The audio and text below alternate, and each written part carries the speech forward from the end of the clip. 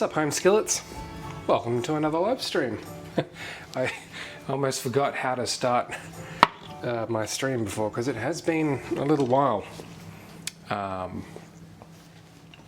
think we managed to get 1 or 2 streams in after Christmas, but then the household fell to the evil that is COVID, and what else? There was a range of Shelley had one of her wisdom teeth taken out, and then promptly got COVID after that. So we've had a number of weeks where it either can't eat or can't taste.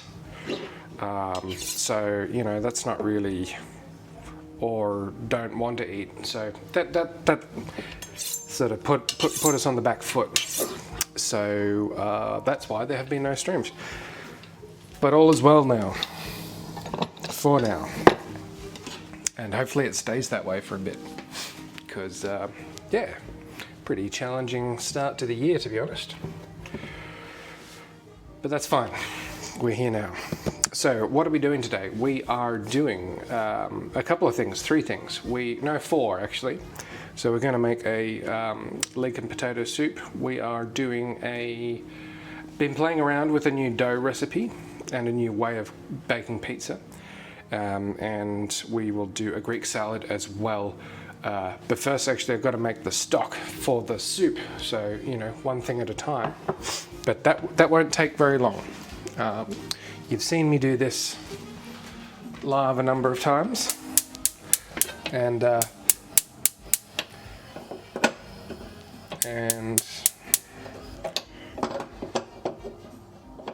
getting my stove started would be awesome.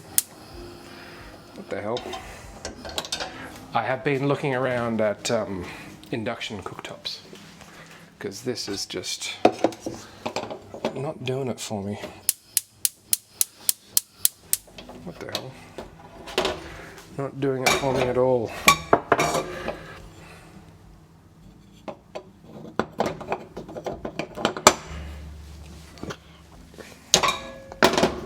I've decided the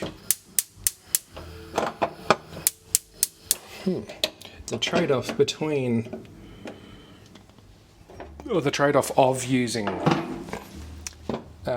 electricity versus gas, I've decided, there we go, I've decided that the trade-off is worth it. Because it's not all just about, well, yeah, there's a bit to consider. Whoops. One is, actually, it sort of goes hand in hand. Oh, Jess, hello. You did. Thank you for the follow and welcome. Good to see you here. I was just rambling to myself about the gas cooktop. What do you guys have there? Because, yeah, in an ideal world, if I didn't have to clean it and maintain it, I would probably keep the gas. But I think induction, I think I'm sold. Even though I do a fair bit of wok cooking, I feel like I can get by doing wok cooking on induction. And I know it sounds kind of heretical, but I've watched a few videos recently of professional cooks using induction. Some professional Asian cooking as well done on induction. And, you know, it's not like I use a wok every day. Oh, how's Jazz? Welcome. Welcome back to the bloody stream house. It's my evaporative cooling is broken at the moment, so it's really quite warm, and it's going to get warmer. I have someone coming on Monday to have a look. I think that's another package. Yes, so induction looks to be the way forward. I feel sorry for this guy that has delivered like 5 packages to this house today, but at different times. I don't know what's happening at the depot. But I got a stack of new cookbooks, which we will have a look at shortly.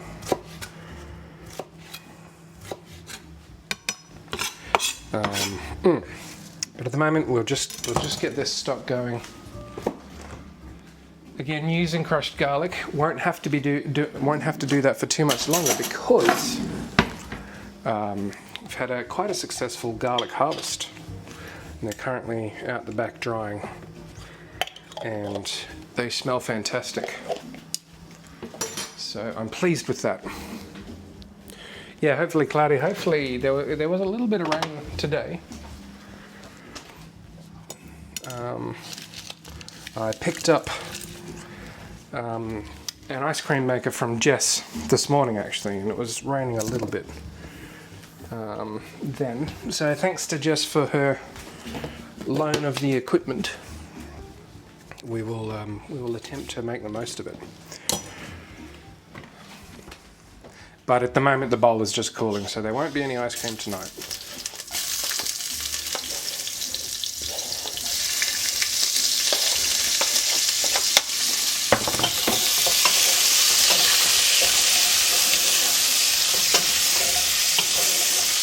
Probably had the heat a little bit too high there. So we'll just fry those gently.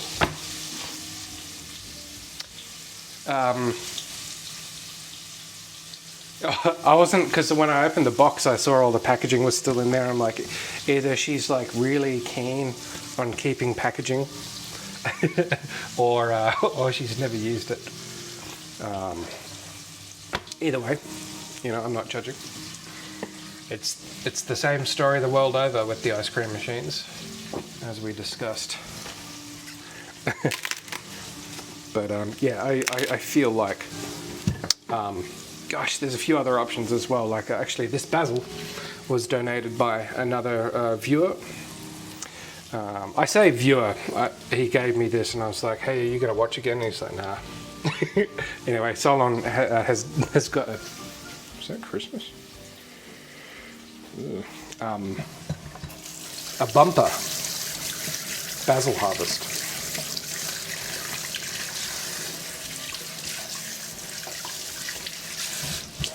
Hey Siri, play the next track.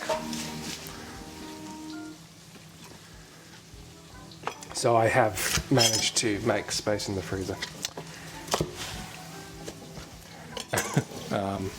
But so I'm thinking like a basil and tomato, Shelley had suggested a basil and tomato sorbet or an ice or granita or something like that, which I liked the sound of.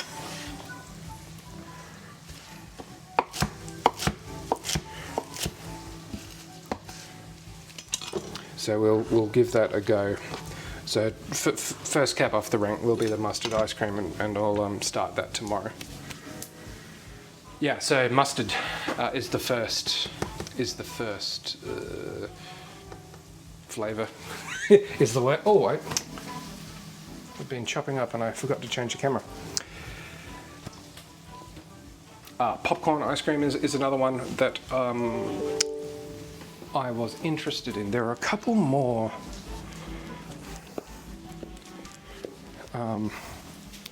There's one in particular that I had not considered, but that, for reference, that was for this recipe. So, red cabbage gazpacho poured over a mustard ice cream with cucumber cubes.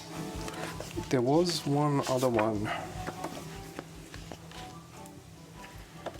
It might have been like a mushroom. Oh, it's chilly. Or did we just get another HomePod and over there? We're just working out other ice cream flavours. Oh yeah. And a frozen yogurt is definitely on the Is it going to be cards. cursed? Oh, basil and lemon, that's right. Yes. And yes, the frogut will be cursed. That's bad. That is bad. Yeah. And even just straight up. In fact, Jess, I'll use those lemons you donated as well. And that will be... Just wish I had them right now.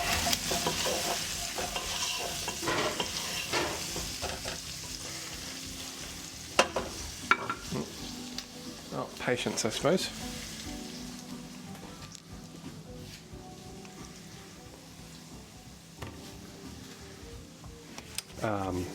Yeah, I could go for something cool. Well, so like I said, this stock's not going to take long. The pizza dough I did have to put on before the stream, but I'll give you a look at that shortly. And then the flavour combinations I'm thinking of tonight is inspired by a pizza we had at Grease Monkeys in Braddon. Yeah, it's like a, so this is sausage in inverted commas,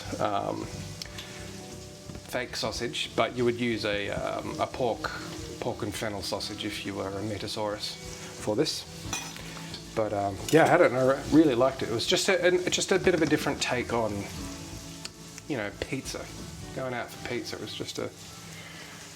Oh, the one we had the other day. No. Oh, well, so that's what we're gonna use that dough. That was like the best pizza dough I've ever eaten. It was pretty. So I've made a couple of adjustments, and then this stuff hasn't been sitting as long. That's all part of the experiment.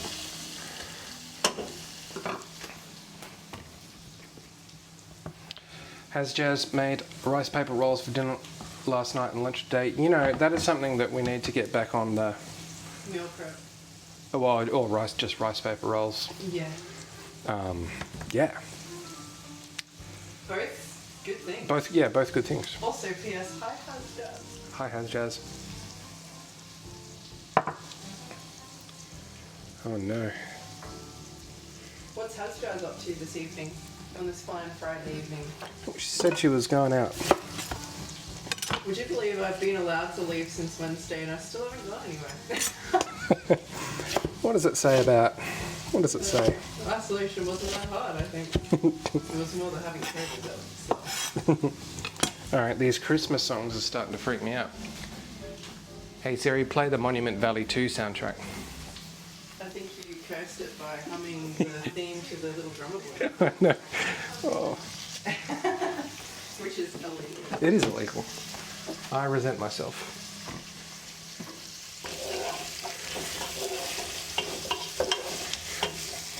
Send me to North Pole prison, I say.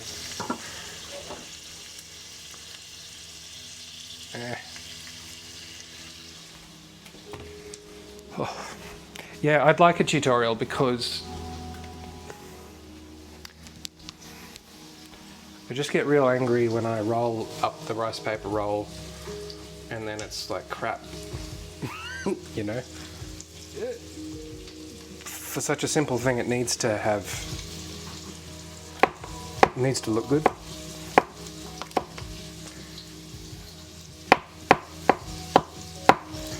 And I get frustrated when I ruin the presentation.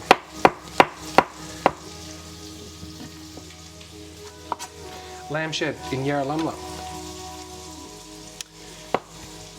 Has Jazz is going to. Never heard of it. Neither. Is it Middle Eastern? If it's all lamb? Fair But question. it's also lamb in a shed, so that's really Australian. Yeah.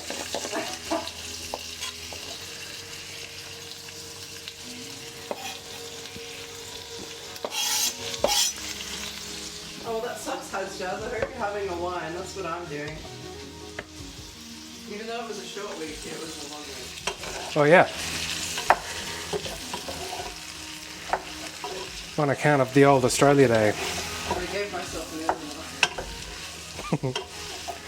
Well, as I pointed out to Has Jazz earlier when she said that it was a good idea to stream on a Friday, I actually didn't know it was Friday. So...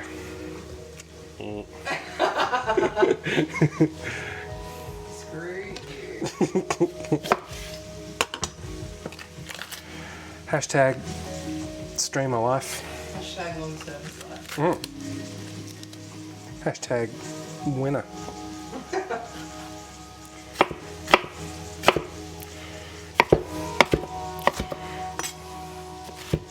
Kind of run out of room, but this capsicum was looking pretty sad, so I want to use it now.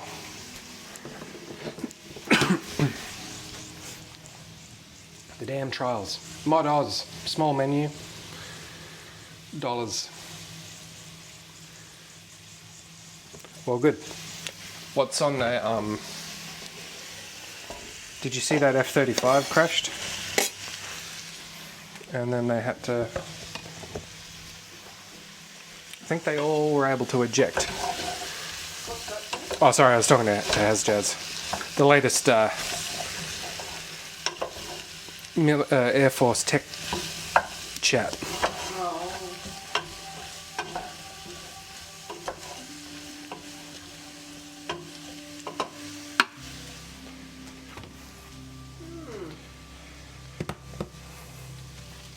all celery leaves are so good.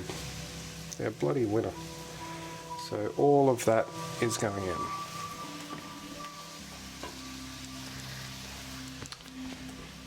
And then the bouquet garni, we've got sage, we're going to use bay and thyme. Don't bother, like I'm going to strain this anyway. I can't see any instance where you wouldn't be straining a stock like this, so there's no point in tying it up.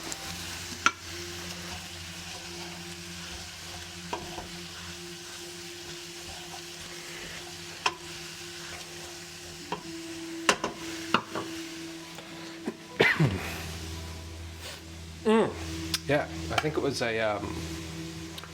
a Navy one. So tough times in aircraft land. Oh, I wanted to put some parsley in. Parsley is an underrated addition in soup stocks, I feel.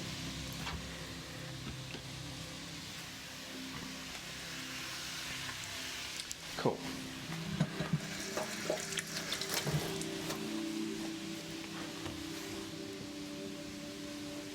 Yep. Oh, yeah. No. Whack them in. Whack-a-doo, Muriel.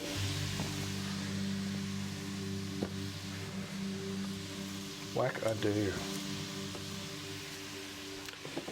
I'm going to put some peppercorns in.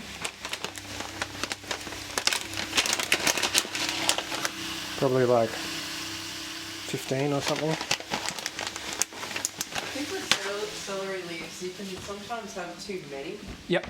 It can be quite overpowering, actually. Yep. Considering it tastes like celery and celery can be quite bland. The leaves really do. Yeah, they creep up on you.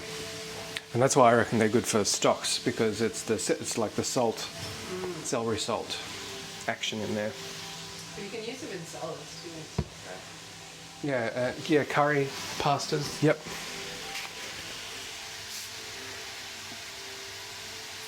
Salt. I'll be adding more salt. But I'll give it. No.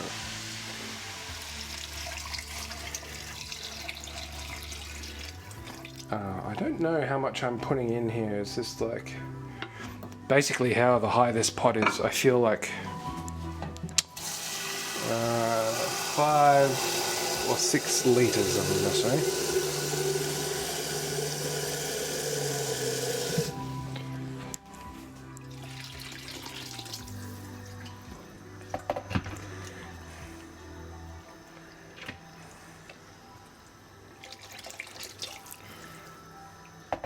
Cool.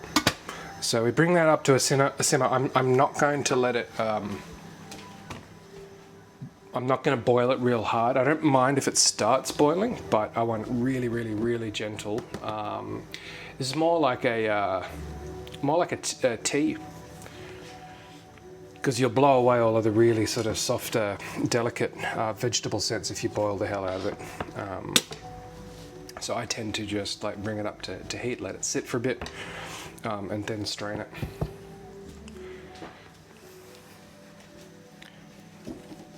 Yeah, celeries are pretty uncontroversial as far as the vegetables go.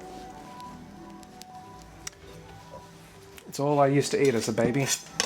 Celery and peanut butter.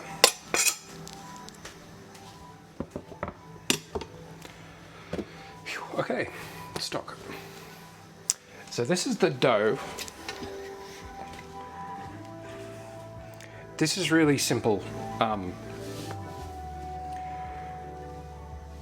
It's like 1.5 cups of flour, 1 cup of water, teaspoon of yeast, salt, sugar, oil, and then polenta or cornmeal. So you'll get it, and it really does. I'm sold on this now. It really does make a difference to the texture and the flavour and the smell, obviously. And this hasn't been kneaded at all, so I've just stirred it together.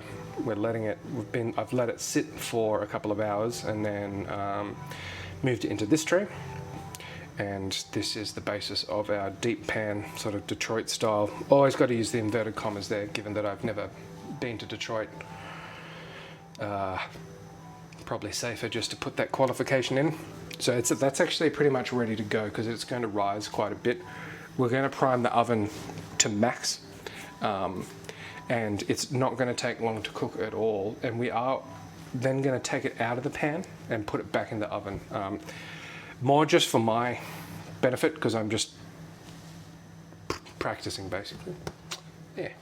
That's a pretty pan. It is a pretty pan. I noticed.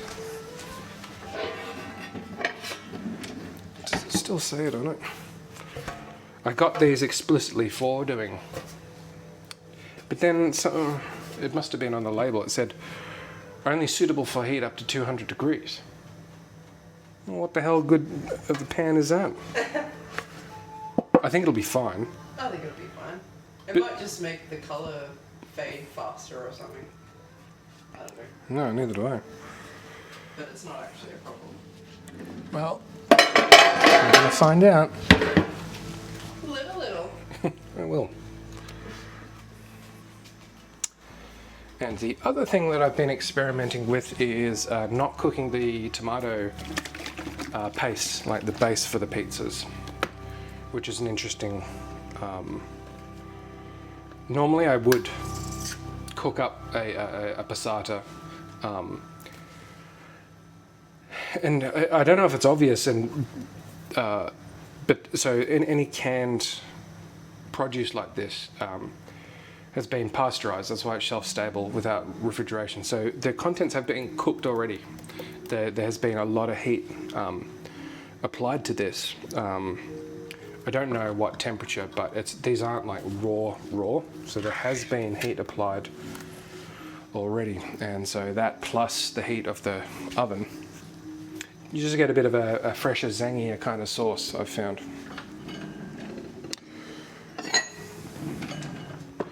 And since we're only doing one pizza tonight, don't need much. Actually.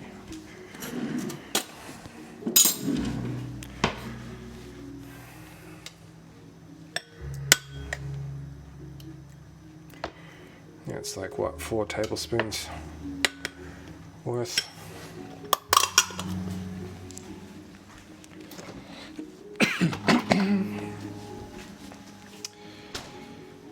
At Perona, Buzzme. Hello, welcome. First time chatter. Hey, Verona. What brings you here? We've got custom music provided by Shelley in the background tonight. Yeah, welcome. Are you here randomly? Do you cook? Are you a gamer, or what's the story? It's always hard to tell how people end up on this channel. Salt and pepper. Just give this a stir. Nice to see new faces in the new year.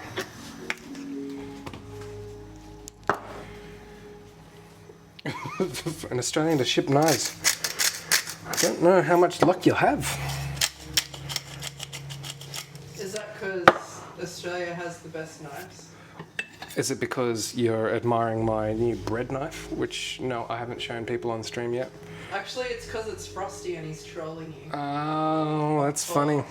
Well, then you have seen my new bread knife. If you want knives, talk to Arctic Monoceros. He's a man who knows his knives. Your other account... Why won't your other account work? That's a bit suspicious.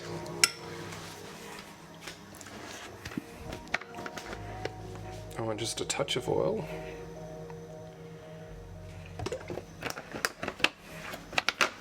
And I actually want... What else do I want? No, actually, that'll do it.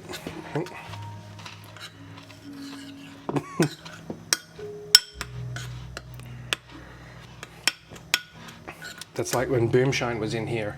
His other accountant didn't realise. We both got very confused.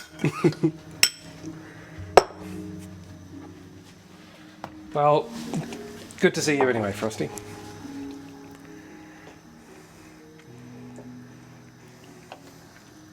And after all his talk about being freaked out by ingredients and then shows short ribs, glazed short ribs and rice. He's a man of mystery.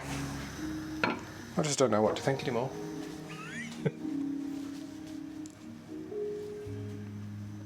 Yeah, it was, it's because I was thinking,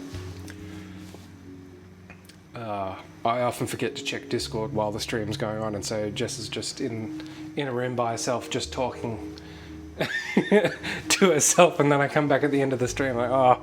Well, I was trying to be the conduit. That was good. You're a good conduit. But is that Jess's name? Because it reminds me of Mrs. Winterbourne, which is a fantastic movie from the 90s. If you know, you know. I don't know. But is that Jess's name? No. Oh. No, it is not. No. Writing a book, Jess. See, I had put two and two together and assumed that was the case. I thought to myself,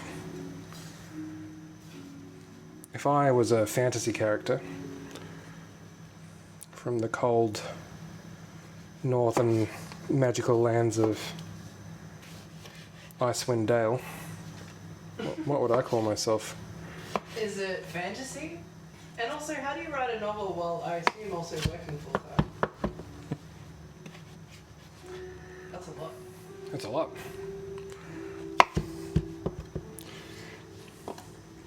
So when I wrote Cooking for Gamers, that took 2 years, and it only has 20 recipes in it.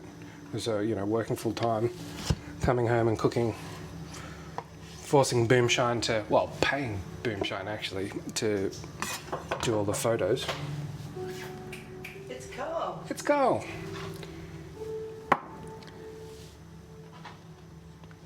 Ten years. Hello, Carl. I feel like the saga is the writing. Hello, Carl. I don't think you've ever been seen. Oh no, he would have. But so friendly Carl is back. Hello. He's a very nice cat. It's Sooty's friend. Sooty's best friend in the whole world.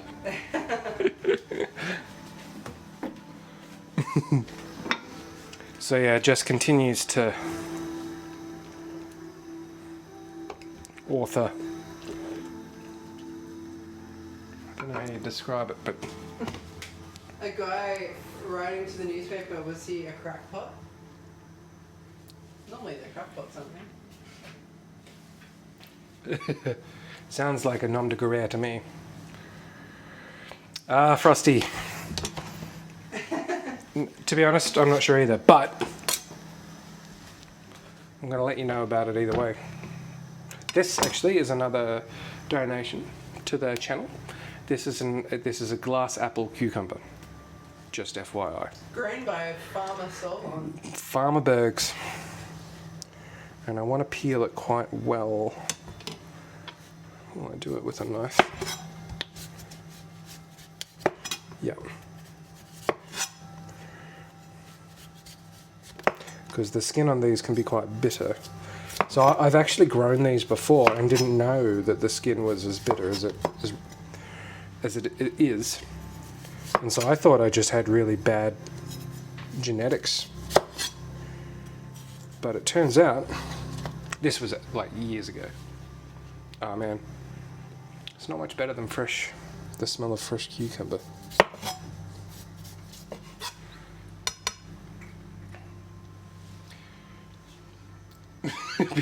Well, at least you got something out of it. Whoa. Don't have too much left once you've done all that. A glass apple cucumber. I think I see. I don't have much flesh left. I have more, so maybe I will just... No, I've not done a very good job at this at all.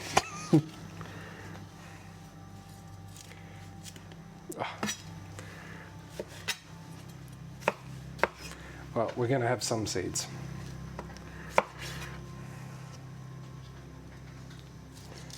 What's on the menu, Frosty, at your place? At your sweet home?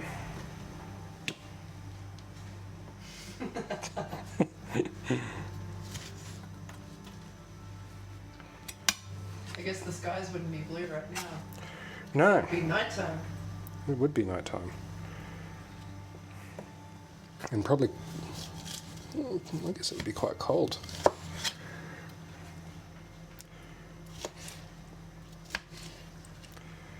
Yeah, so it looks like in fact, I should probably just as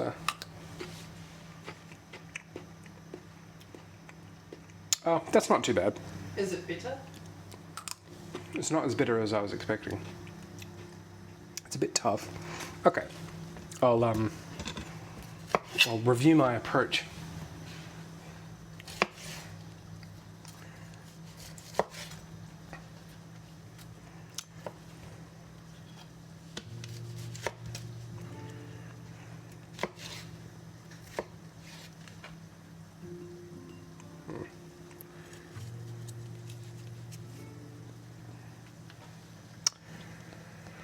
Oh, so hot, and I haven't even turned on the oven. So hopefully this stupid issue is resolved on Monday. Because, yeah, I'm not interested. it's actually not that hot today. It's hopefully going to rain. Yeah. Yes. Whoop. All right, this has reached the temps I'm after.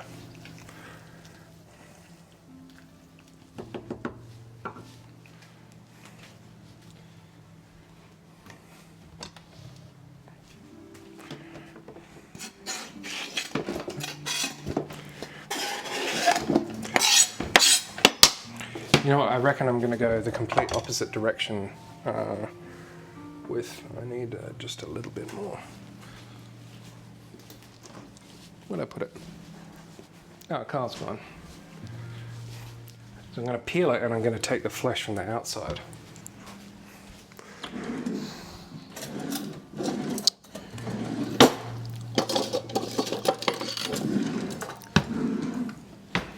Oh, that's another thing that electric cooktop would benefit, is the reduction in general ambient temperature while cooking, certainly. I've seen it's quite a good look at quite a large professional kitchen that swapped out gas for induction, and primarily for the comfort of the staff. If you're in there for a day, cooking for a day, not having 30 gas hobs on makes a difference to your working conditions. I believe that. I believe it. Yes, this is a much better way of doing it.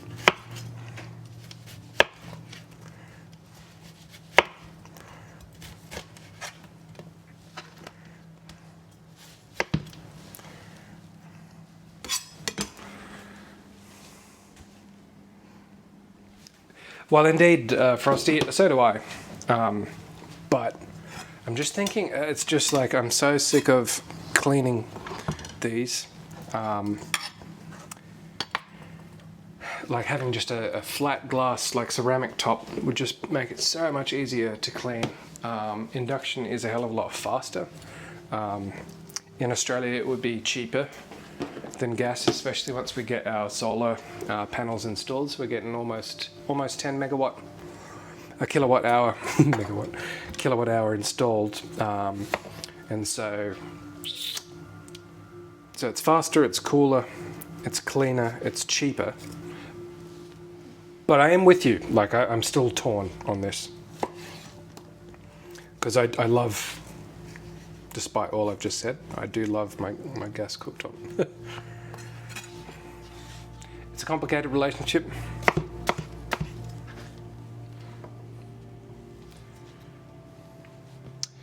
Conviction, like whatever I was just talking about. Because in America, they have a lot of electric, like actual electric coils, not induction. So I don't know what the deal is there.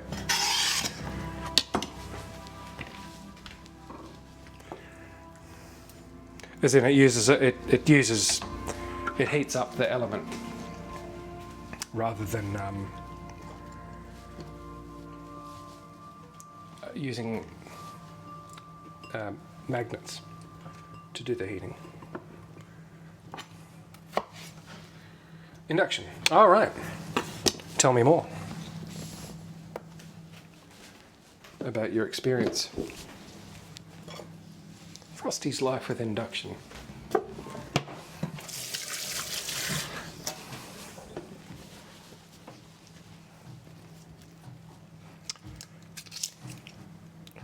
So I don't know. It's not a priority, but it's been something that's been on my mind.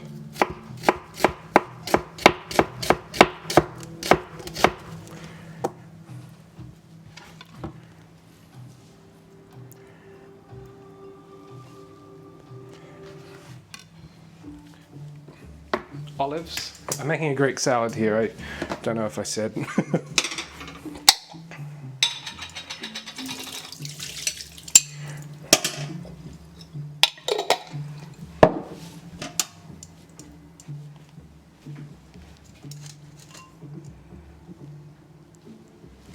Chili's not the world's biggest olive fan. I want to be. Yeah, and I mean she does eat them. I think for me, she loves anchovies. I'm not massive on anchovies. She's not massive on olives and loves anchovies. And they're actually quite similar in flavor profile. Oh, don't know how to help you there. Yes, except to say just keep it maximized. There's your solution.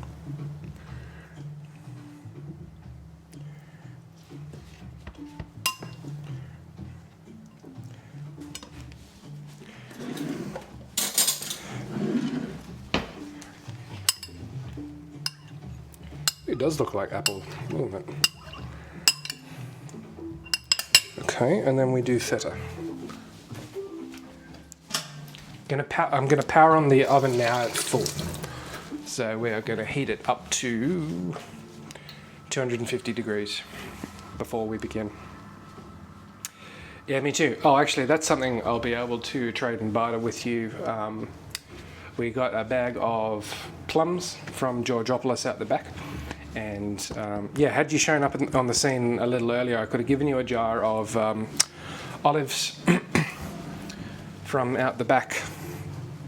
And I should be doing another batch of. I'm negotiating with George at the moment. Yes, very Greek. Very Greek.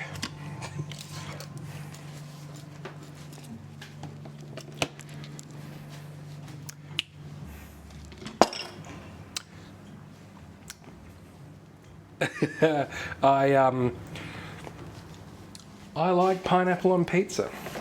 Mm. We did. What was it? It was prawn and pineapple skewers.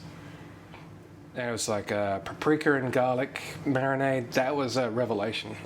I just made it up. We'll be doing something like that again soon. Yeah, I would just get a cheese pizza and put pineapple on it. That's what I do. How does that make you feel? We could do a whole stream dedicated to things that Frosty wouldn't eat. Isn't that nearly everything? Oh, snap! She went there. She went there.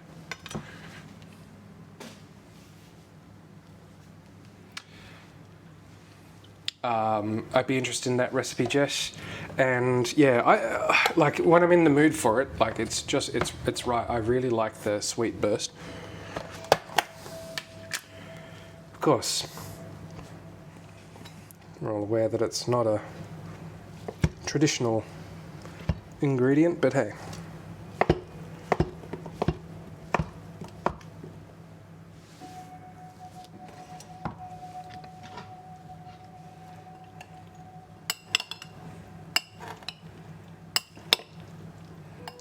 Okay, salad, done.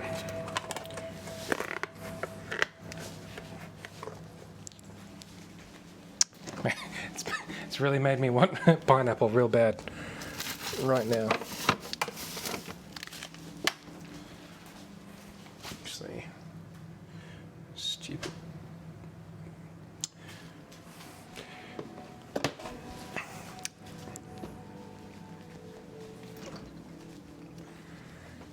much room in the old fridge.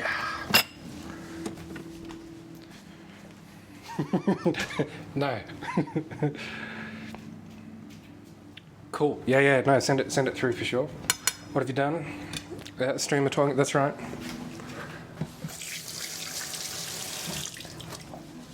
Now is a good time for pineapples here in Australia. Yeah, good pineapple is good. Average pineapple is really disappointing.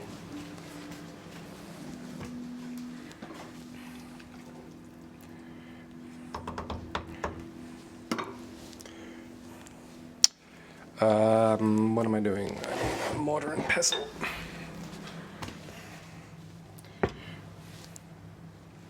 Yeah, exactly. I think that's probably also why it's been in my mind. Is it pineapple or pineapple on pizza that's the problem?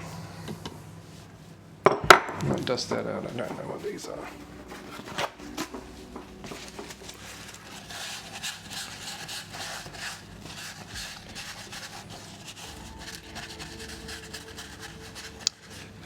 Because I put pineapple in. Oh, a carrot cake. Made a carrot cake the other day. That had a bit of pineapple in it.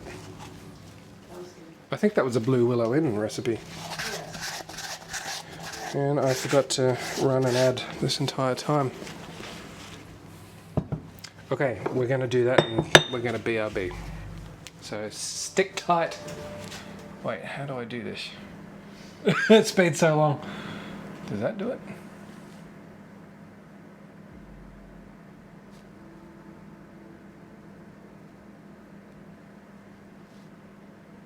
No. No.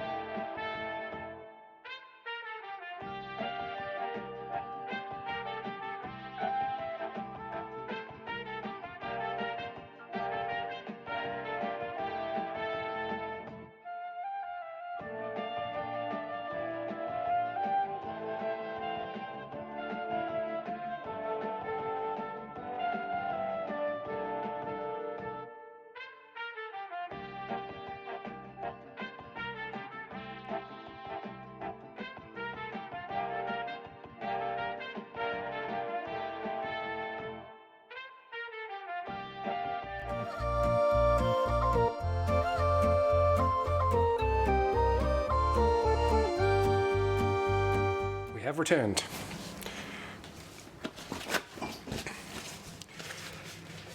Frosty, pineapple on pizza is really bad, and pineapple on other things is just bad. Only plain can it taste okay. My favorite flavor. I want wintergreen. Isn't it like white bread and a glass of water on the side for dipping? Yeah. Something like that. Something like that. Frosty is the Flanders of the food world. I guess Alabama, do you get much in the way of fresh pineapple? Probably. Well, like you can get fresh everything in the States, but I don't think you grow pineapple in Alabama. That's for sure. What the hell am I doing? Checking the stock. Whoa.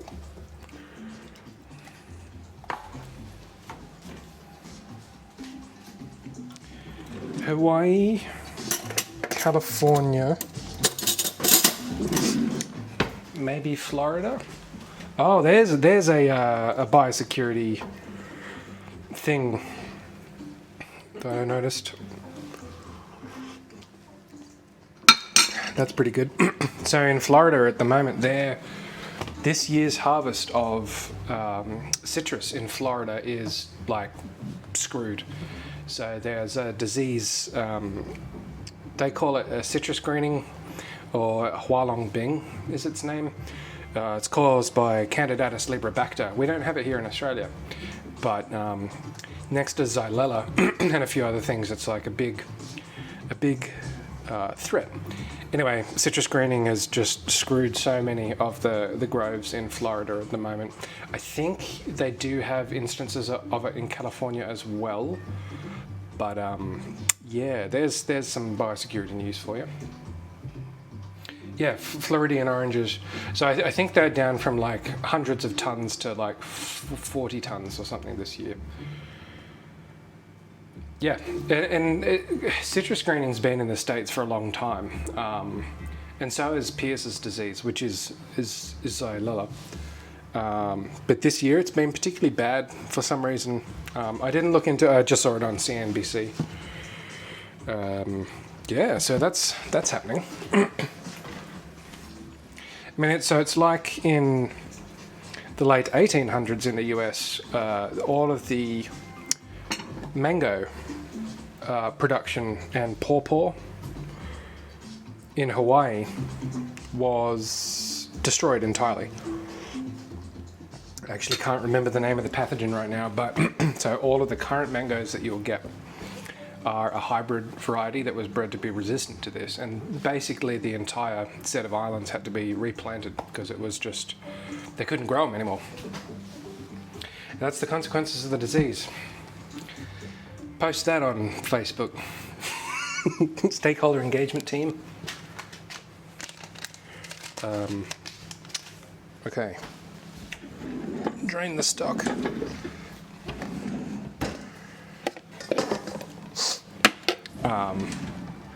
And it's under official control there, but I think you would have to call it endemic to Florida at least. I think that's what it is. I'm not like a citrus scientist, but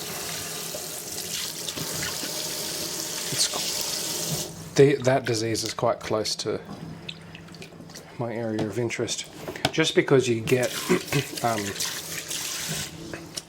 olives and citrus, that sort of Mediterranean climate, or the subtropic and tropical kind of climates, you get a lot of those crops that can cross over. Favorite fruit is mango. Interesting. My favorite fruit is not mango. It's certainly not mango.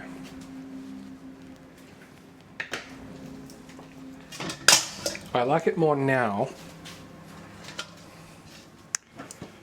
But as a kid, I really didn't like it.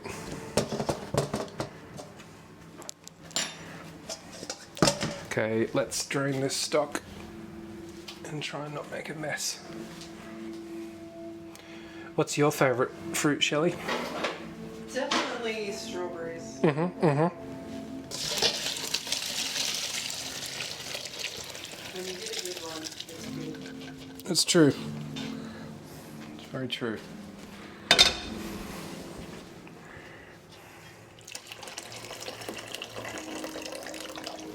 Good looking stock.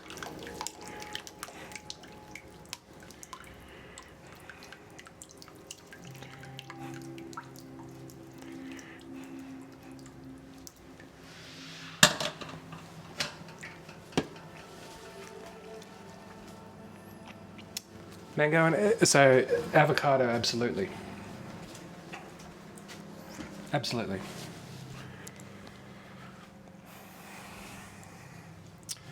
More scattered. So actually, yeah, Wheat bars. I don't know if you're going to have Wheat bars in America. Do they have Wheat bars in America? But mango. That's an Aussie classic. Is it? Yeah. I think so. The mango Wheat bars are. Oh yeah. I think they were the first thing that started to turn me on to mango. I'm like, okay, well, if this is this good, then what's the deal with the real mango? You used to be able to get hoppers, like a breaker or whatever, like a little fruit container Yep. of mango nectar. That's what Mm. getting into mangoes. Okay. Okay. But it's like almost pure mango concentrate, but it's in like it's quite thick fruit juice, Right. but it's just like pure mango. It's Pure mango action. mango overload. It's mango blast. In fact, maybe I'll make some mango ice cream. Just. Mango gelato. Crayfish. Shelly salmon cooking stream. We got to get. We got to make sure. Has anyone? Have you? Surely salmon cooking. I'm not cooking no salmon. That's his job. Well, Frosty, have you heard from Sanders lad? Is he all right?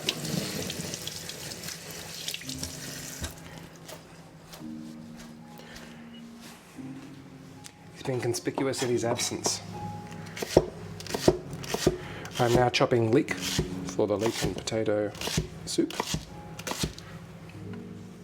Yeah, salmon. There's a few like actually there's a tea smoked salmon recipe in the Heston book. There's a few salmon recipes that I haven't done on this stream that I want to. Some Scottish, like some bisque. What else do we need? Yeah, there's scope.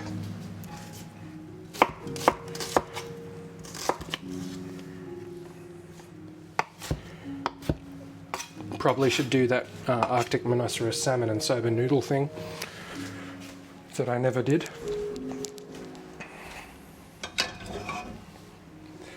For some reason. I have salmon, I have soba noodles. He was sick. I think COVID got him as well. I just assumed you had like the inside line.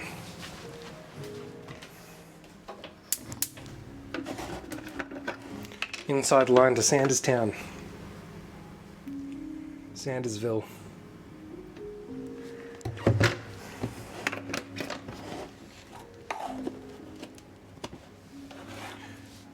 Unless I've just completely mixed up who knows who. All right. I said Sanders and salmon. Eh.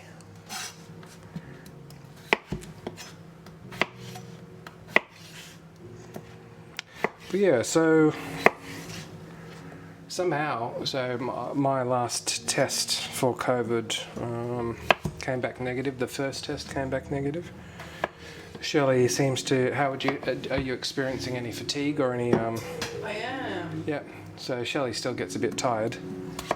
And still slightly sinusy, but I feel fine otherwise. Right. It was quite remarkable. It's like I felt the weight of COVID on me for like 5 or 6 days straight. But then on the 7th day, I just woke up and it was just gone, like this feeling. Even though I still had symptoms, there was just this weird COVID feeling. I don't know what it was. Like, it's hard to explain, but I think because it was, you know, you have the typical cold symptoms, but then I was also getting,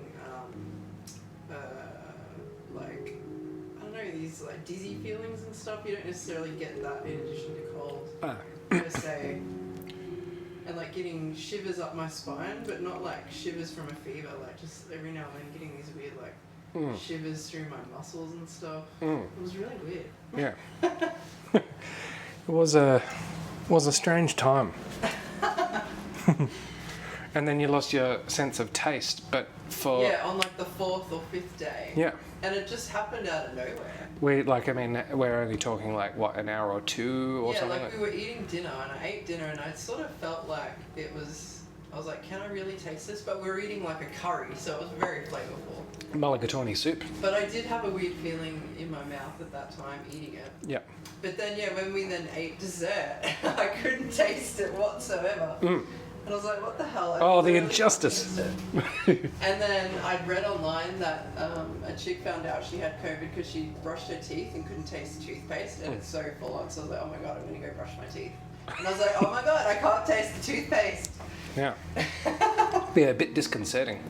But then, yeah, like on that 7th day when I woke up feeling totally fine, everything was fine, and I could taste stuff and didn't have a headache and feel weird. And, yeah. But yeah, so that loss of taste only lasted, like 12 hours or something like that, or what's that, sorry? The loss of taste came on quite quickly, and yeah. And I woke up like the next morning and I could just eat my bagel with Vegemite and actually taste the Vegemite. Yeah. So that's weird. But I'll have to say, I did also not get a sore throat, which I'm very grateful about. And so I was actually forcing myself to eat and trying to think of what I really wanted to eat. And then I would ask me, I was like, I feel like French onion soup. Oh yeah. And he just whipped it up for me. It was luxurious. It was like hotel COVID with like room service. And that was a good French onion soup. Because yeah, there was a few good meals. There was that. And then I'm like, I just really want chips and gravy. Oh yeah, the chips and gravy cravings. Yeah, what did we have with chips and gravy? Chips and gravy and a sausage roll. Yeah, that's right. Yeah, vegan sausage roll. Yeah.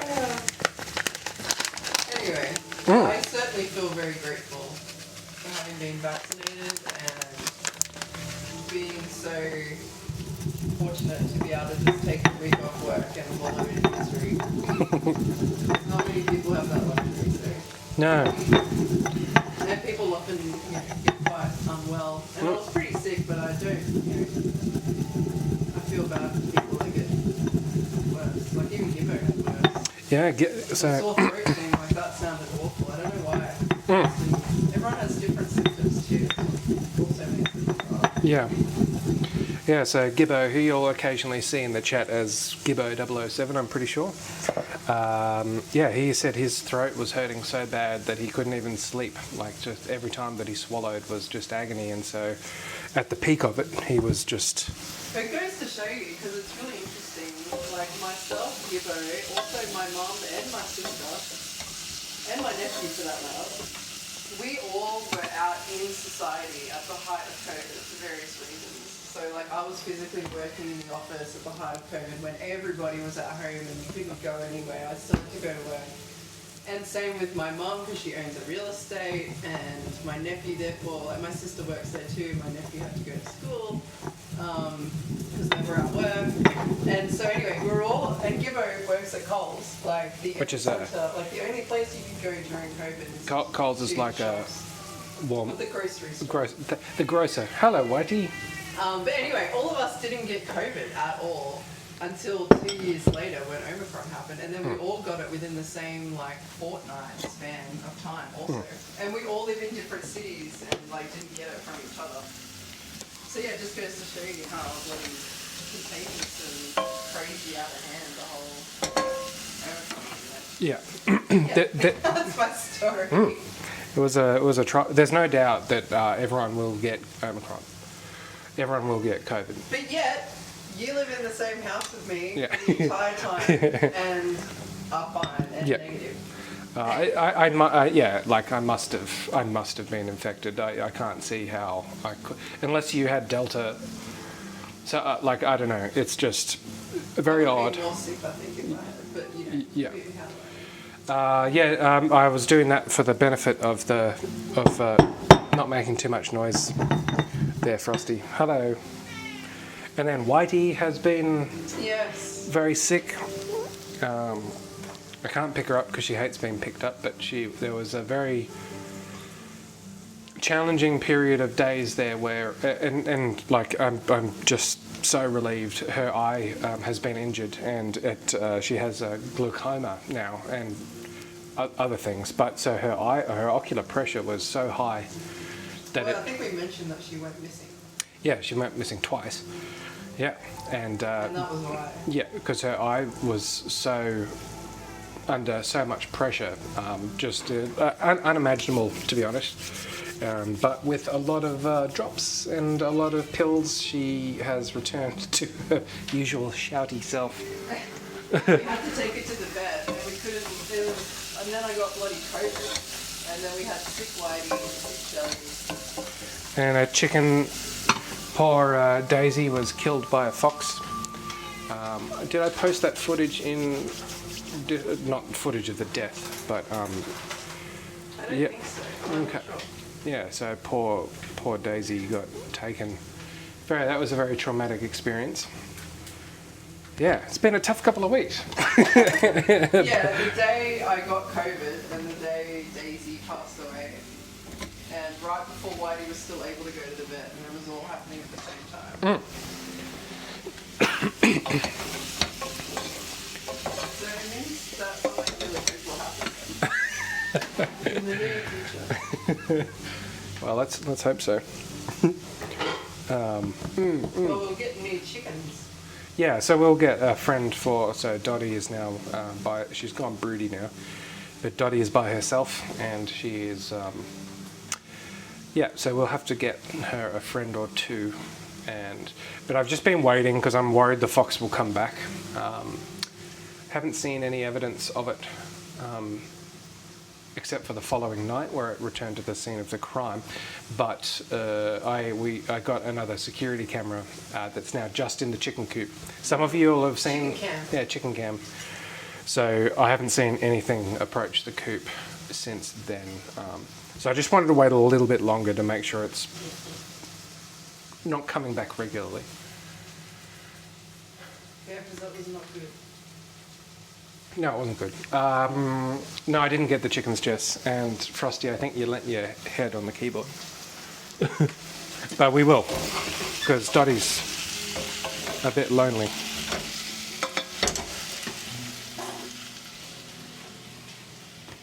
Let's get the stock in this. Yeah, so now we're free from isolation. We might go get some chickens on the weekend. Yeah, because I couldn't go because we were both stuck indoors. Potentially wait maybe a little bit longer, but you can't, foxes, you can't really stop them. I have been locking her up, and we do have an additional line of security now. So we'll see. But it does have to happen soon because she's quite lonely.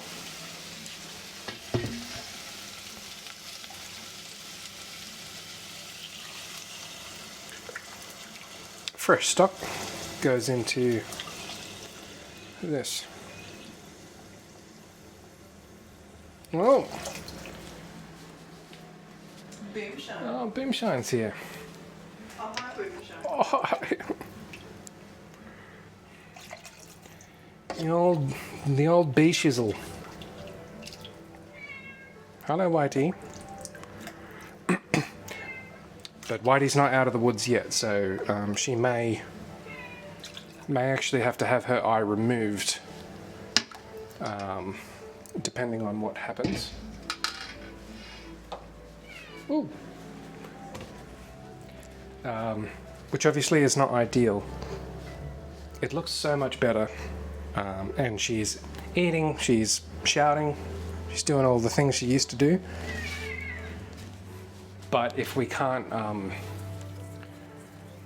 basically what's happened is there's underneath the cornea there's an area where fluid drains away from the eye, and she got injured there, and then the scar tissue of that healing has blocked the ducts that let the liquid drain away from the eye. So we have 2 sets of drops and some steroidal anti-inflammatories which have allowed that to stabilize. But unless we can get a way for the fluids to drain without medication, because she can't stay on the steroidal medication forever, in fact for not very long, because it'll make her sick over time. So it's basically, can this be cleared, and if it can't, they probably will have to remove her eye, which is going to be a challenge. Yeah, although she is Not ideal indeed.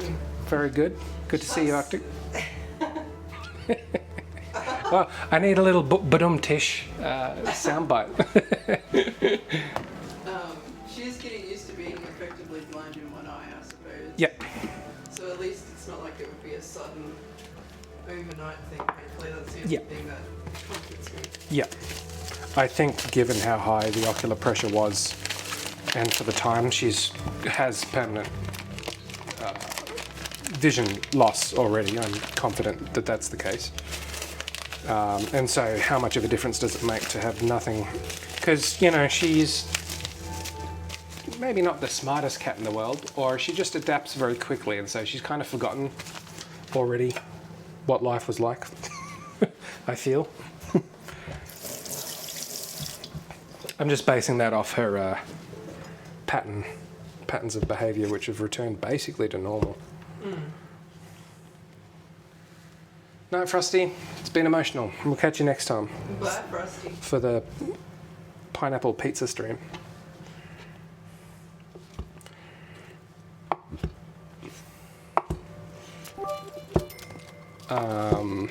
Good times.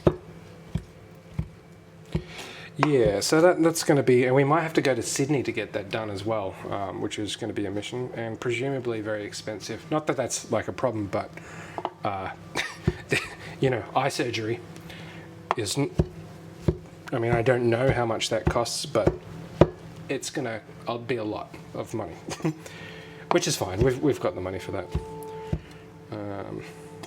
And if that's the only option, then that's what'll happen. But for the time being, she's quite happy. As happy as Whitey can ever be. Sooty. It's Cat Central. Yeah. They've appeared one after the other.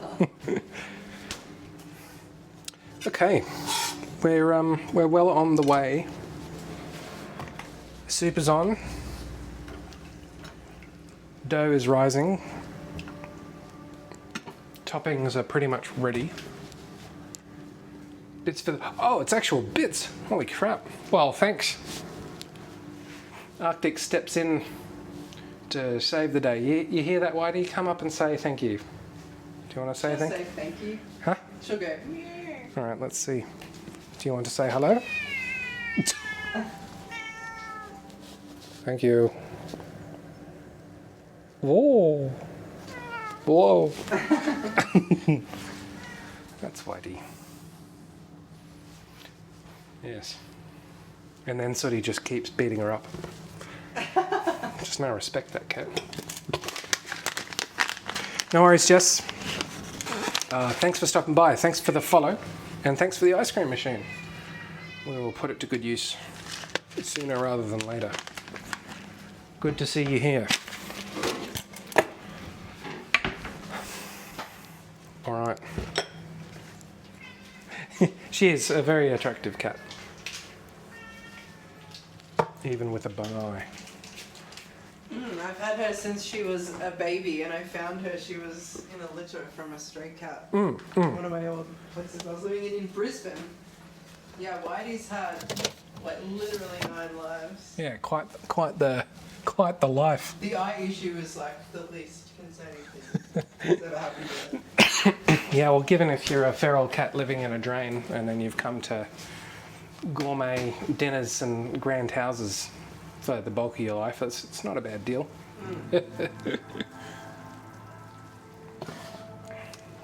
Okay, we're just going to let this soup simmer for a bit. And then we are going to dress the pizza? I think you dress pizza. And cook that. And that's only going to take like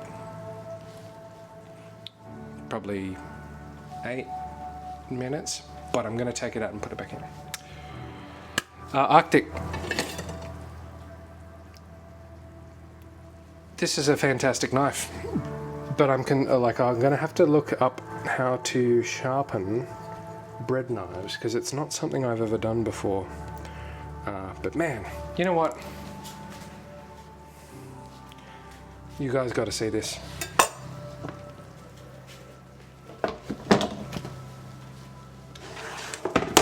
Ugh. So it's just amazing. It's just so easy, and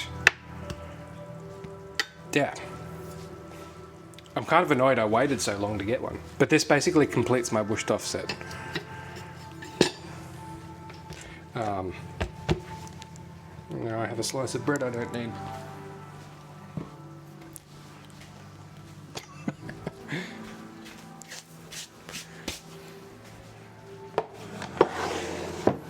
Yeah, I don't think. Yeah, I don't think there's any other knife that I really need. At one point I would have liked a meat cleaver, but I'm not really cleaving much meat. Actually, I really could have used that while I was doing the rabbit. But yeah. A filleting knife. A filleting knife if you're in America. But I don't fillet too much fish. But I could. Boning knife, no. So I'm pretty much there. I think the next step is to save up $1,000 and buy a crazy Japanese knife.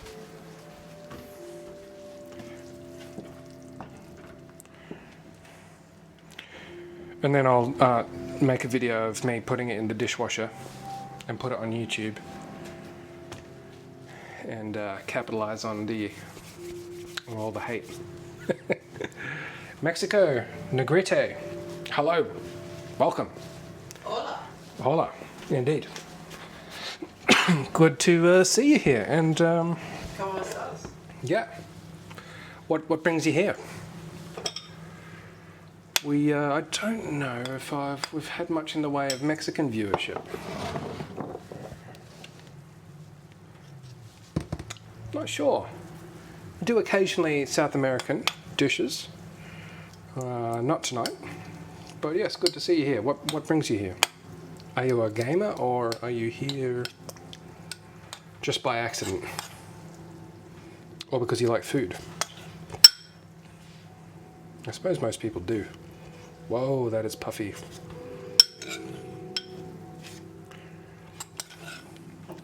So I understand the Detroit, oh my god, the Detroit style is to push the sauce right out to... Isn't it meant to be like a soup almost or something, or a casserole on top of the pizza base? That's my question. That's what I've heard. Okay. So I'm not familiar with that arrangement. But again, we've never been to Detroit, so what the hell do I actually know? Very little, you will find. I want my other bag of cheese. There it is.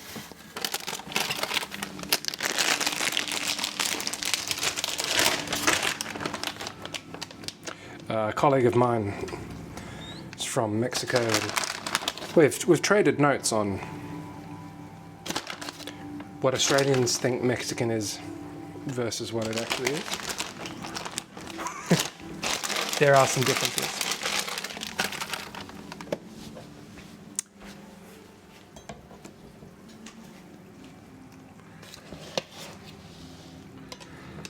So our basic tomato sauce, then we have our sausage.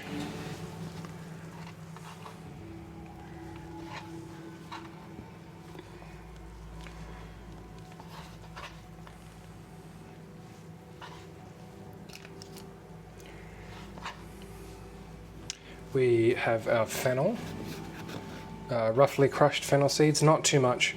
It's pretty strong stuff. And then we'll do bocconcini. Oh, and a bit of red onion.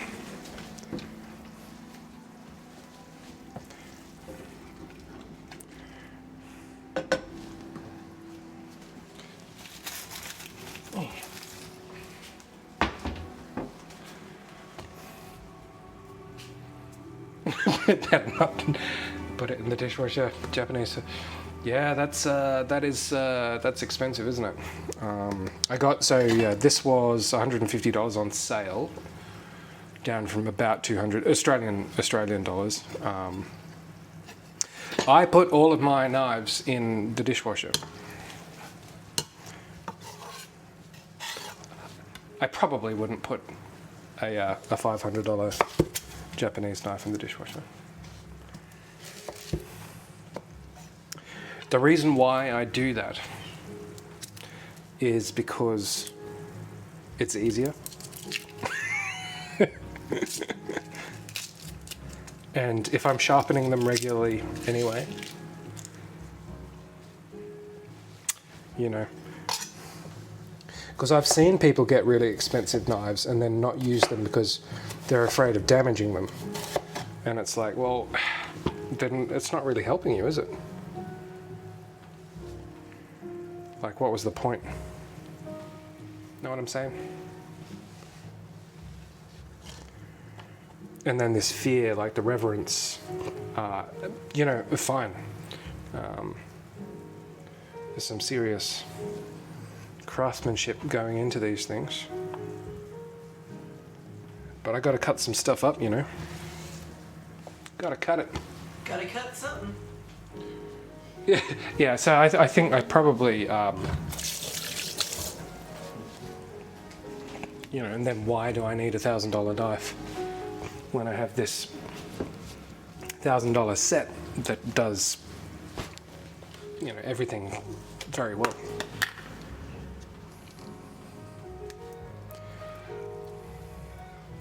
There's technically going to be 5 different cheeses on this pizza. I'd be afraid of dropping it more than damaging it by cleaning it or using it. Like that would be... I've dropped... I think I had my sandwich knife unscathed. And it would have been a tragedy had the outcome been different. But yes, I have spent some time looking at those Japanese craft. The good thing about it is, like the super expensive ones, the waiting time for those is like over a year. So the impulse purchase factor kind of goes away.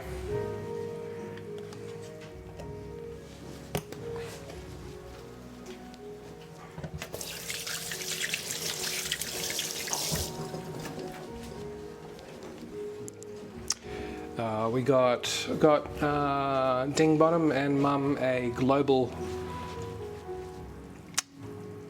short global chef's knife for Christmas, which Ding Bottom then promptly cut himself with on Christmas Day. This is what you get.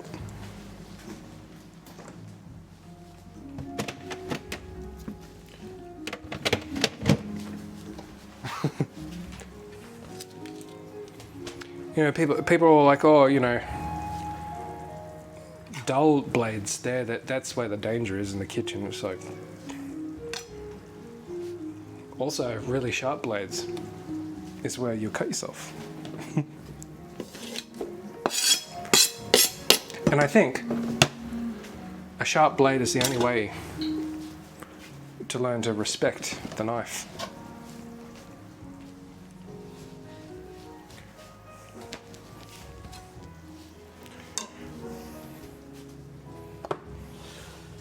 I wasn't actually timing it, but I knew it would happen.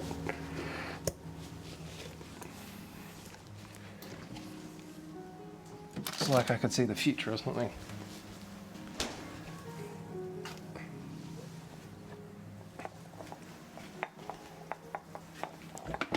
Oh. Okay.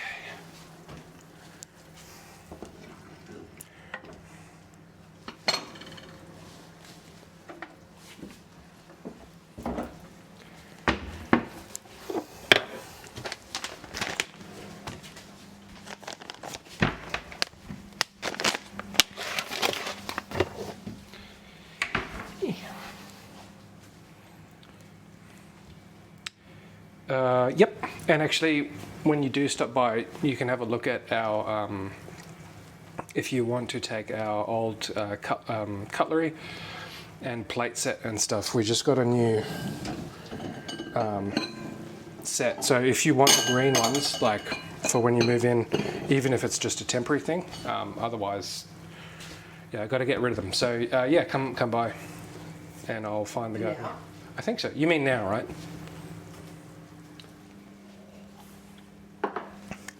Maybe you can feature on the stream. Oh, tomorrow. Yeah, well, I'm here. But yeah, so we've got some vases, I guess, cutlery, and all the green crockery, which you eat from when you're here. So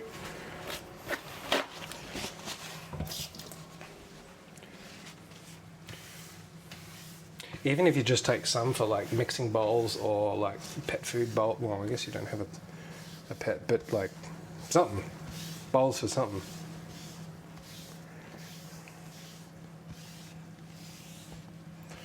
I want to go to Mollymook tomorrow.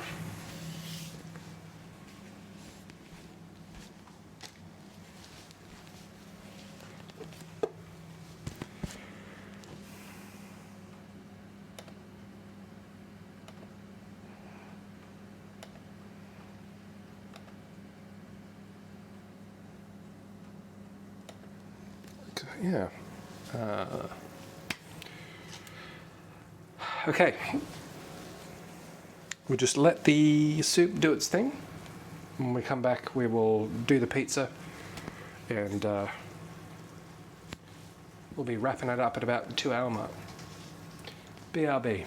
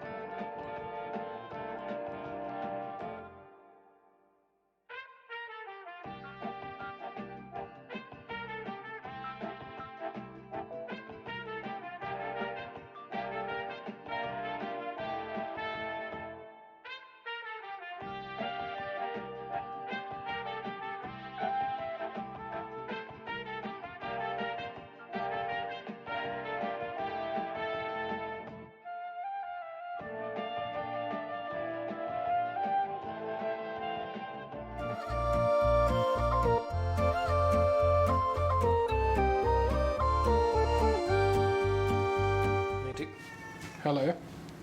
I need to clean my iPad. Hello, Whitey. Hello.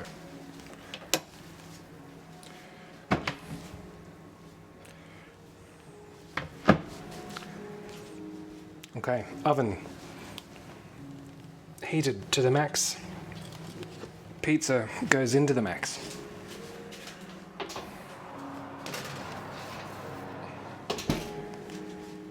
Set a timer for 9 minutes.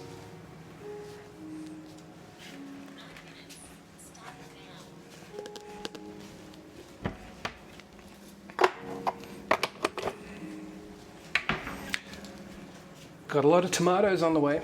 We will do a garden tour next stream probably. A lot of tomatoes.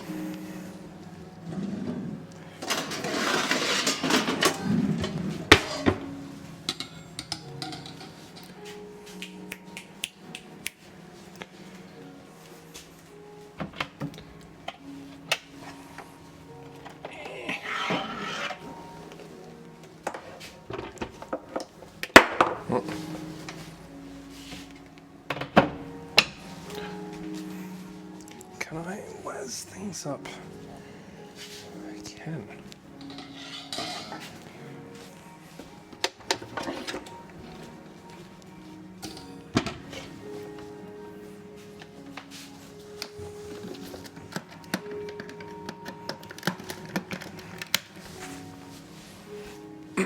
When I get a grand kitchen, I'm going to have so many PowerPoints at strategic locations.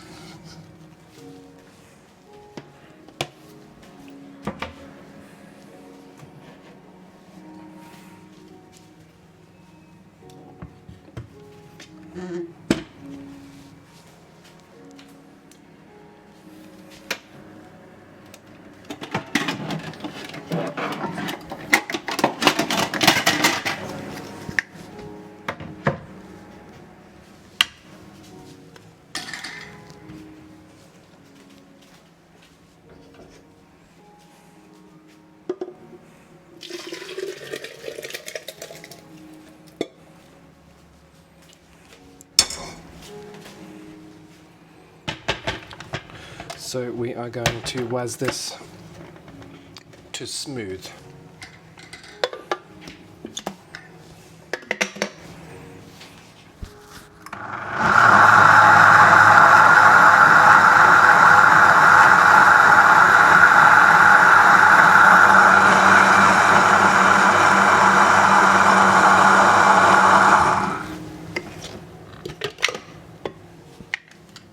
Steamy.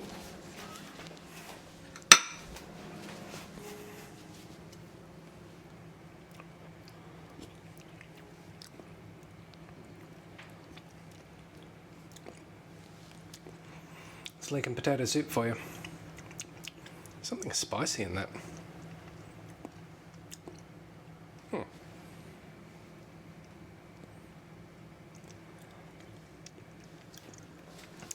Just gonna waz it a moment more.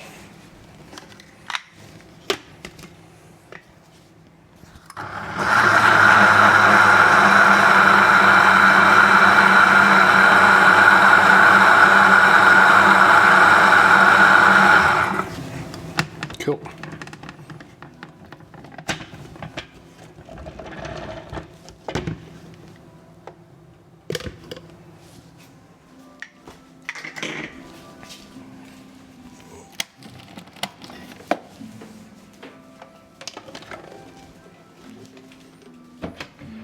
So I'll put that back in the pot and just let it, basically just keeping it warm at this stage.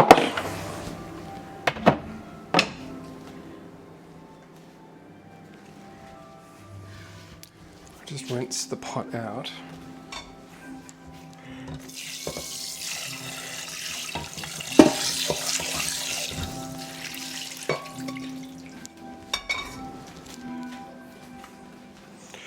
And then we'll put a bit of sour cream and a bit of basil in there, I reckon. Just because we've got it to hand.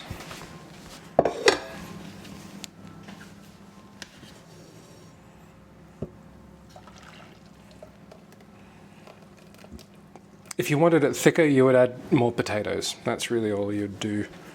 Whoa! Ding bottoms flash the lights green.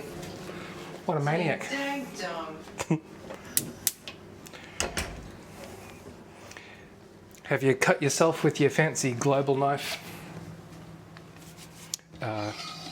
since that fateful Christmas day? And how does it continue to perform? Well, I trust. Better. Better.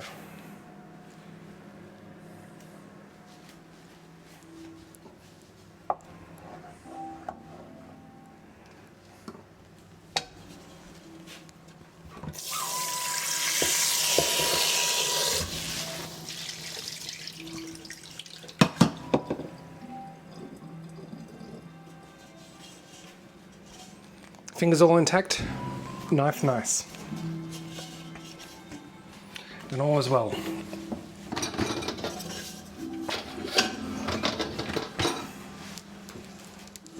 Whoop. Almost got my microphone cord caught in the dishwasher. Yeah, well, next time you come by, you've got to try my my bread knife. Let's get the salad out.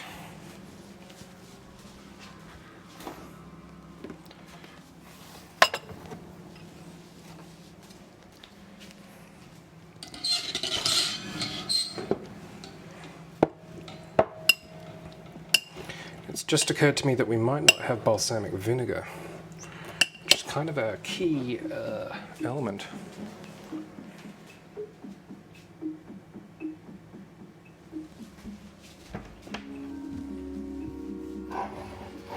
We can get away with some red wine vinegar. Oh no, we do.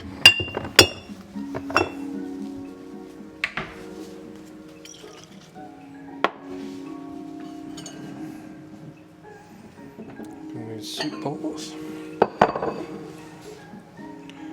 and a plate. We'll do that later.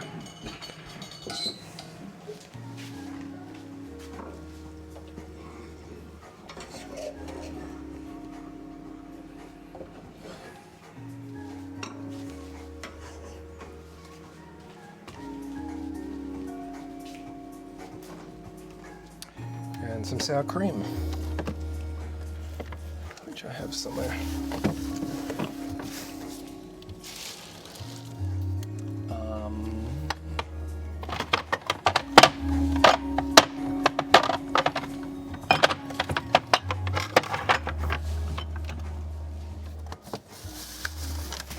There it is.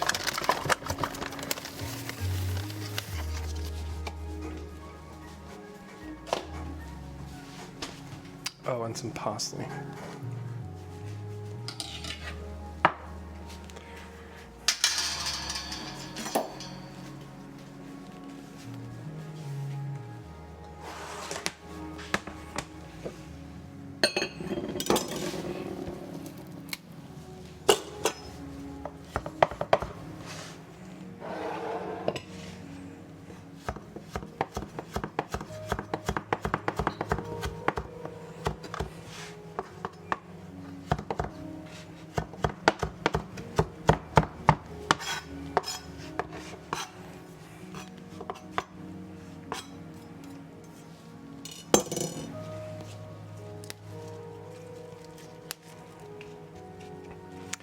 So we tear the basil leaves. If you have a really, really, really sharp knife, you can actually chop basil leaves up.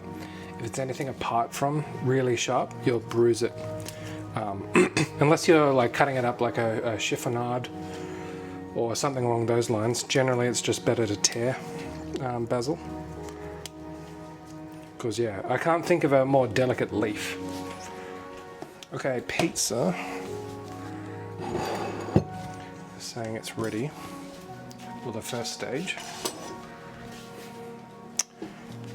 Some sort of a heat pad. Oh, I can just use this.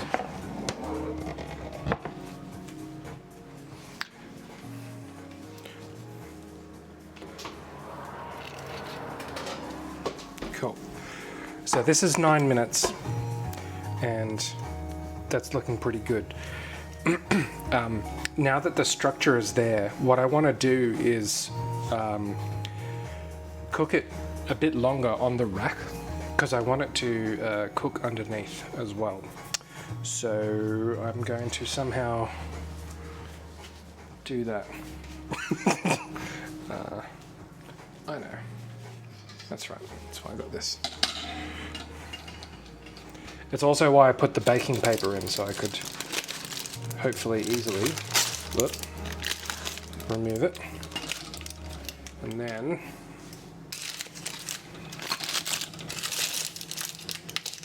slide it off here.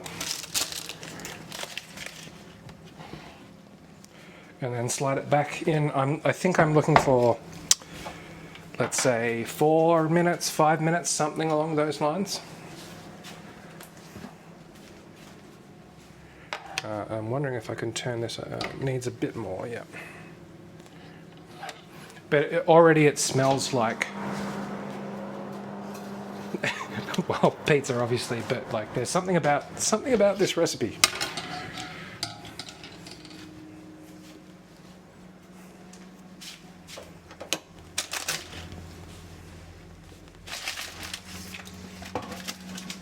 That's working for me.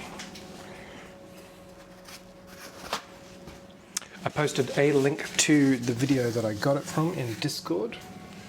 For those that are new, feel free to join the Discord.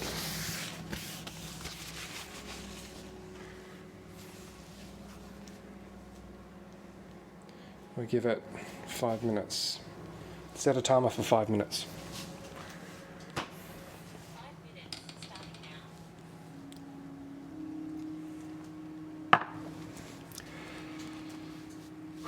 It's made me tired.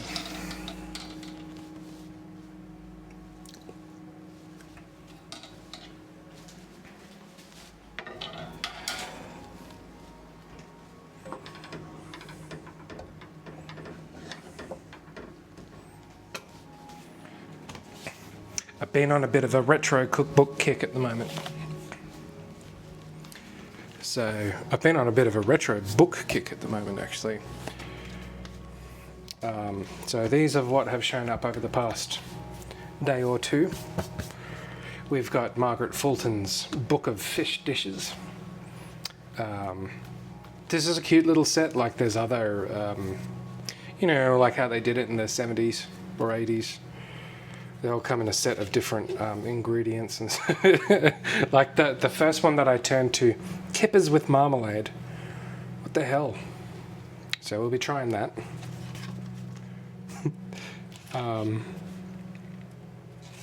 Mushroom stuffed sole, spinach pancakes with crab. I mean, there's some decent stuff in here. Quick fry salmon, crispy top fillets, scampi and avocado. In fact, I think that's what Jess was talking about before, now that I think about it. So there's some retro fish action for you. Also, we have the art of Turkish cooking. We had a fantastic, we ordered the vegetarian banquet from the Turkish pide, and that was, I'm really glad, I'm still thinking about it, because we've ordered the same thing from that restaurant for the past 30 years. And this time we got something different, and yeah, the variety of things, and all of them were pretty good. So I wanted some like an older Turkish cookbook written by someone from the region. So that's the story behind this one. Top 100 dishes of Provence. Not as old, I think. Actually, what year is this?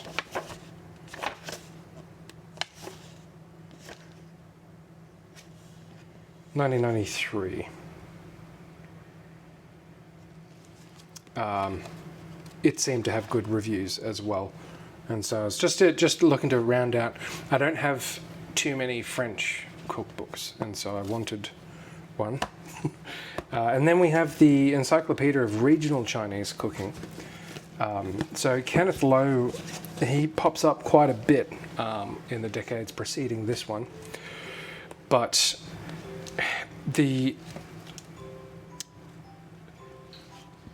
I think the challenge with Asian cookbooks and Chinese in particular, the older ones that are written with a Western audience in mind, and I mean in this case like Australian or English or American, because a lot of the ingredients were not as prevalent, like the sort of specific ingredients were not as prevalent at the time. Often they sort of get mushed into very similar approaches, very similar ingredients. A lot of the dishes are genuinely like that, but this seemed to be rated relatively highly for an older Chinese cookbook, and that it was broken down by region I quite liked as well. So I got that. I may get the actual encyclopedia that comes with it. But yeah, so they're the latest additions to the cookbook collection. Actually, there's one more which I'll just grab. I think it is in the bedroom. It's not actually a cookbook.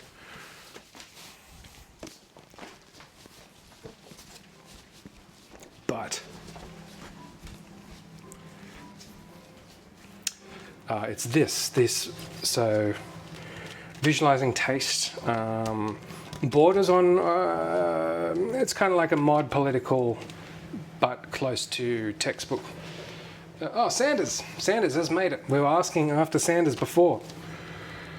Glad to see you here. Glad to see you. We've just come through the COVID nightmare ourselves. Well, more like Shirley has. Good to see you. We've been trolled by Frosty for an extensive period of time this stream. And I said, well, where's Sanders? And he said he didn't know. But anyway, this book is about food industry and the marketing, the food science and the marketing behind commercial presentation of food. So the reason I got this was because I'd just gone down this rabbit hole on looking at green oranges, and oranges are naturally green depending on where they're grown, like when they're ripe. And then I ended up with this. So it looks at things like, let's have a look. Yeah, color of dye. Things like margarine as well, like how in some areas in the US it was colored pink because of direct lobbying from the dairy industry, butter. But yeah, what makes an orange, and how we perceive the value of food now is why I ended up with this book. I haven't read it yet. That's next. So that's the additions to the library this month. Pizza is ready.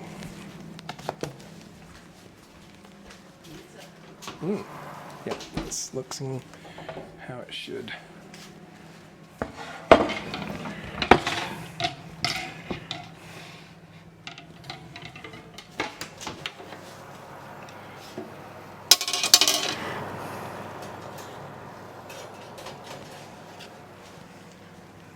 Haha.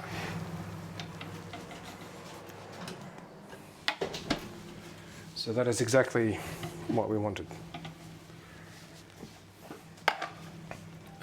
I'll just let it cool for a moment. I want to have a look underneath, and you'll notice I'm actually setting this off the chopping board. I'm letting it steam a little bit.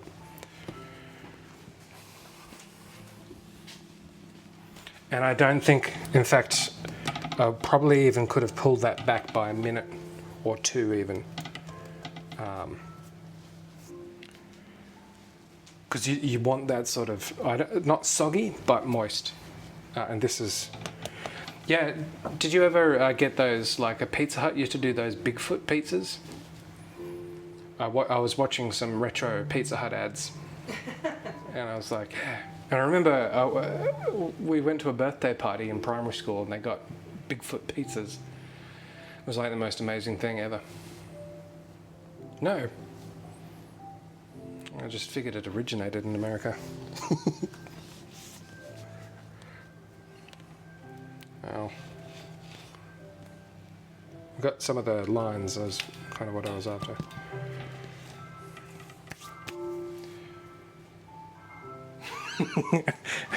I think generally yes.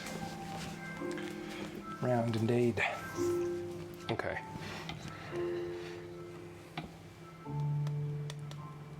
Not square yet. It's all right. Like I reckon they taste very similar.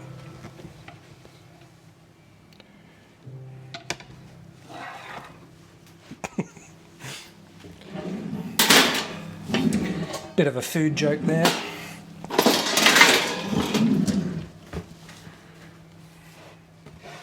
Yeah, well, I don't think they do square pizzas anymore. Must have freaked too many people out. We are serving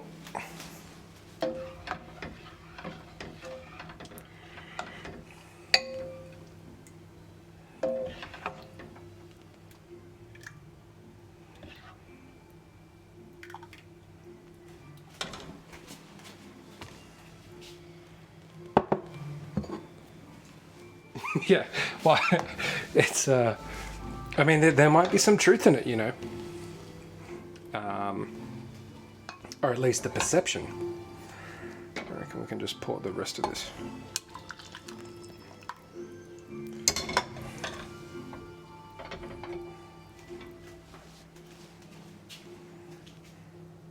Even that up a little bit.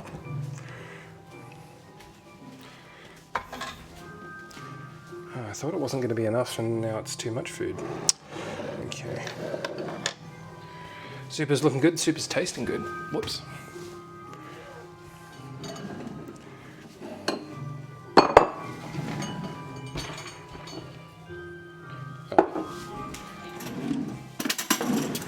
Haven't quite got my head back into the streaming zone, like the rhythm. I keep getting myself mixed up.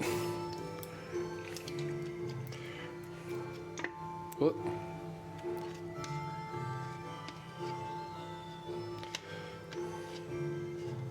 Yeah, pending any other disasters, we should be back to regular programming.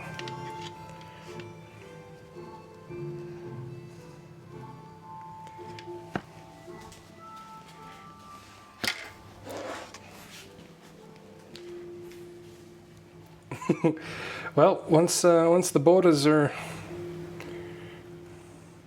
open, I have no idea when that's actually going to be. But yes.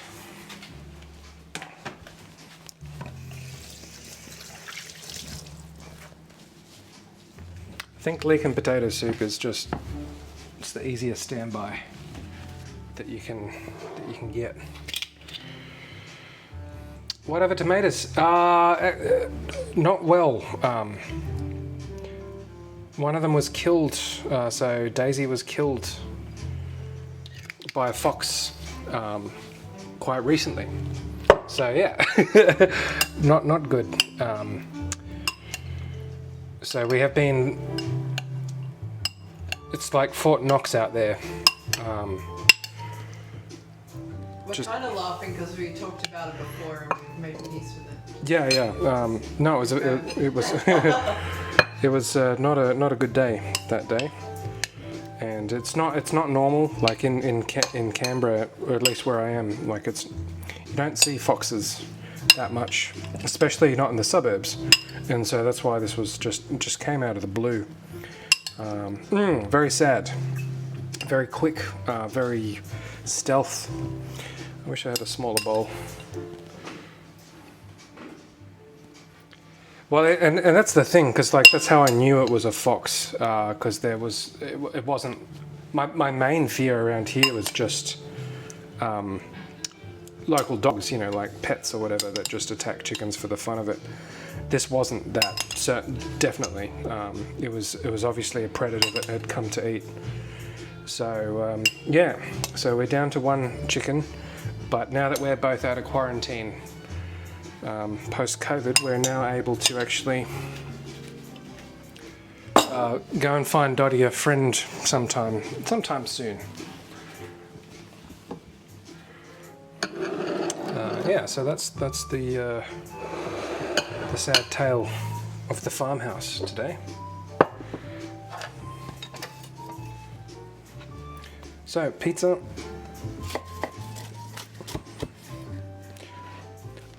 I now put the basil on at the end because it just, if you do it beforehand, you just knock it off.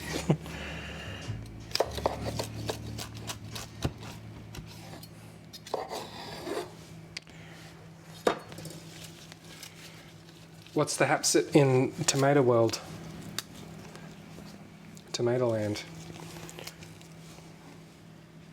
I want to go to Tomato Land.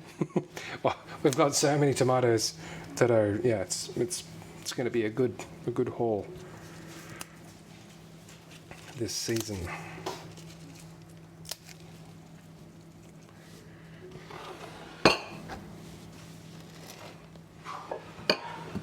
There's your chicken.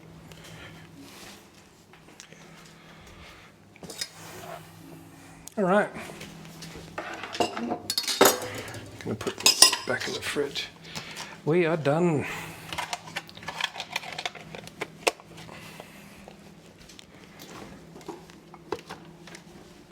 So what's the damn deal? What is the damn deal? Does have a question. My Detroit-style sausage, yet many of the followers are not fond of mercunes. So what's unique in the sausages that you chose? Indeed. So the secret to it is that it's not at all sausage because we're pretty much vegetarian. So if this was the recipe, we would be using, and have in the past, Fennel, like pork sausage. This is fake sausage ground up with bashed fennel. So, but also the Detroit aspect I thought was more the style of the pizza rather than the sausage. Yeah, so in theory, and again, I'm confident it's probably not the case, but the deep pan, the square, I don't know. That's what makes it Detroit. Yeah, that's in theory what makes it Detroit, or at least that's what YouTube tells me. Friend is astute indeed. Absolutely. I sure am. You're not the first person to say that to me, right? Well. Are you talking about me? I hope so. Yeah, that would be embarrassing. Yeah, no. Shelley is the lady in the background is astute. She's reading a book. It's a real change. It's a sea change. Just reading books, being called astute. What's next? Going to lectures? I don't know. Yeah. Minecraft music I do on occasion. Sanders Lad is an admin of a community. But yeah, I love the music. C418's a winner. But yeah, love Minecraft. Indeed. Indeedly doodly. It's just great background music. Soup is excellent. It's just such an easy win. Such an easy win. So this is the capsicum cucumber that was donated. From Farmer Bergs. From Farmer Bergs. Yep. Classic Greek salad. And then the pizza. Because I've not done this before. Sorry, this style. Sorry, this flavour.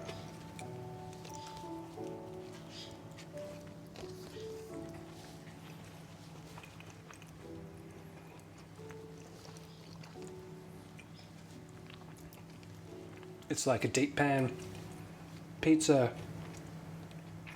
with sausage. How's the crust? The crust is good. I pulled back on the salt in the dough this time around. And I'm glad. I think that was a good move. The last one was a bit salty. Yep. No, that's a winner. And what are we? 2 hours and 7 minutes. Thanks, Arctic. When's your next food stream? Arctic plays Minecraft as well. I mean, who doesn't? at this stage.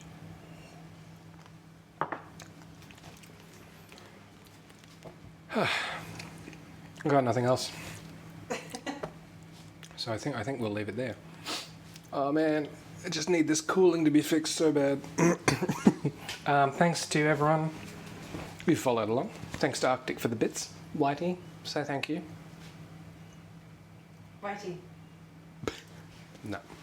Oh, Whitey. No. Whitey, she's an independent woman. We'll leave it there. I think the next stream will be something Asian. Got a lot of tofu. Got some fried tofu. Yeah, absolutely. Tomato. It is jazzy. All right, I'm done. We're gonna go and eat this. Goodbye. Goodbye. Thanks for watching, and we will catch you again soon. Have a good evening. Oh man, it's been so long. I've forgotten my buttons.